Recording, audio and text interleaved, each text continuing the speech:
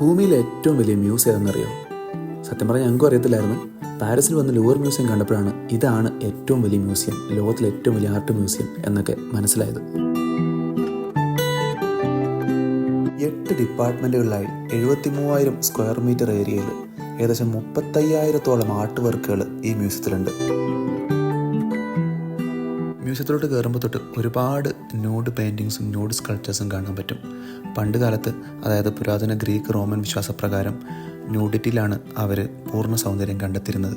അതുകൊണ്ട് തന്നെ ആ ഒരു കൺസെപ്റ്റിലുള്ള ഒരുപാട് ആർട്ട് വർക്ക് ഈ മ്യൂസിയത്തിലുണ്ട്. പിന്നെ അതുമാത്രമല്ല കേട്ടോ, മനുഷ്യ സംസ്കാരത്തിൻ്റെ കഴിഞ്ഞ 9,000 വർഷത്തിൻ്റെ ഒരുപാട് ബാക്കി പത്രങ്ങൾ, ഒരുപാട് പഴയ ആർട്ട് വർക്കുകൾ, ഒരുപാട് പെയിൻറ്റിങ്ങുകൾ, ഒരുപാട് സാധനങ്ങൾ ഒക്കെ ഈ മ്യൂസിയത്തിൽ കാണാനുണ്ട് കേട്ടോ.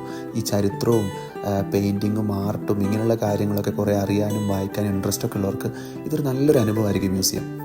പിന്നെ ലൂവർ മ്യൂസിയത്തിൻ്റെ ഏറ്റവും വലിയ അട്രാക്ഷൻ എന്ന് പറയുന്നത് ലോകപ്രസിദ്ധമായ ഡാവിഞ്ചിയുടെ മൊണാലിസ പെയിൻറ്റിങ് തന്നെയാണ്.